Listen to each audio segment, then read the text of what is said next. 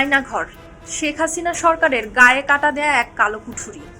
শুনতে রূপকথা সুলভ মনে হলেও এখানে লুকিয়ে আছে গুম, অত্যাচার, বিনা বিচারে বছরের পর বছর ধরে আটকে রাখার ভয়ানক সব কাহিনী। এখানে আটক ছিলেন সাংবাদিক, রাজনৈতিক বিরোধী ব্যক্তি, সমাজকর্মী, আইনজীবী, শিক্ষার্থী, ব্যবসায়ী, সেনাকর্তা থেকে শুরু করে বহু মানুষ। আয়নাঘর নিয়ে আমাদের মনে অনেক প্রশ্ন। আয়নাঘরে গুম করার সব ঘটনায় ডিজিএফআই বা directorate general of forces intelligence কি সত্যিই জড়িত? আর জড়িত হলেও সংশ্লিষ্ট সেই কর্মকর্তারা কি বিচারের ঊর্ধ্বে?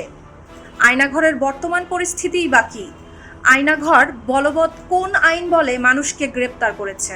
আয়নাঘর কি সংবিধানের নিবর্তনমূলক আটক আইন বা অনুচ্ছেদ ৩৩-৪ দ্বারা প্রভাবিত? এই কিছুদিন হলো গুম হওয়া ব্যক্তিদের স্বজনদের প্ল্যাটফর্ম মায়ের ডাকের নেতৃত্বে একটি প্রতিনিধি দল ডিজিএফআই এর সদর দপ্তরে যান ভিকটিমদের অবস্থান সম্পর্কে তথ্য সংগ্রহ করতে। ওই প্রতিনিধি দলকে জানানো হয় ডিজিএফআই এর মোট ২৩টি এমন জায়গা রয়েছে, কিন্তু বন্দিশালাগুলোর অবস্থান কোথায় তা নিয়ে কোনো নির্দিষ্ট তথ্য নেই। কেউ জানতে পারেনি এ ব্যাপারে ডিজিএফআই এর কোনো স্পষ্ট বক্তব্য। গুম হয়ে ফিরে আসা অন্য ব্যক্তিরাও প্রায়ই অভিযোগ করেন যে তাদেরকে ডিজিএফআই এর বন্দিশালাতেই আটকে রাখা হয়েছিল, কিন্তু মানবাধিকার সংগঠনের দেওয়া তথ্য বলছে ডিজিএফআই ছাড়াও ২০০৯ থেকে ২০২৪ সালের জুন পর্যন্ত গুম হওয়া ৭০৯ জন মানুষের একটি তালিকা রয়েছে। ওই তালিকা অনুসারে ভুক্তভোগীদের মধ্যে ২০৬ জনকে র্যাব, ২৪০ জনকে পুলিশের গোয়েন্দা বিভাগ এবং ১০৪ জনকে পুলিশ তুলে নিয়ে গেছে। অভিযোগ রয়েছে এদের তুলে নেওয়ার ঘটনায় পুলিশের অপরাধের তদন্ত বিভাগ বা সিআইডি জড়িত।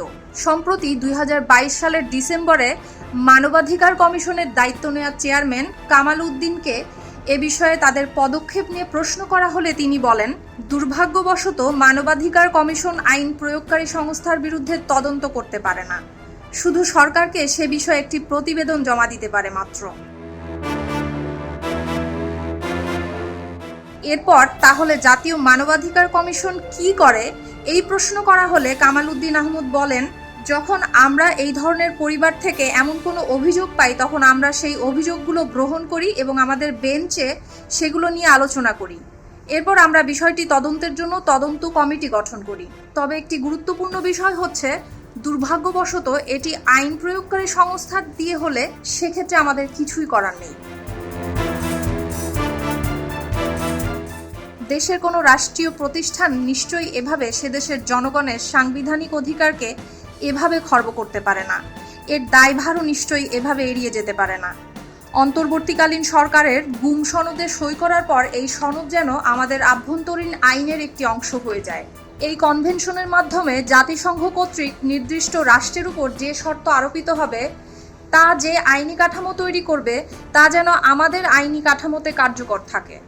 আমরা চাই এদেশের জনগণ যেন অপ্রয়োজনীয় কোনো আইনি সীমাবদ্ধতার শিকার না হয় বা আইনগত কোনো ভিত্তি ছাড়াই যেন বন্দী না হয়।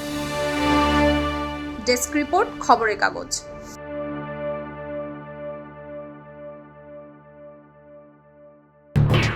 এলো খবরের কাগজ, নিখাত, নির্ভীক, নিরপেক্ষ।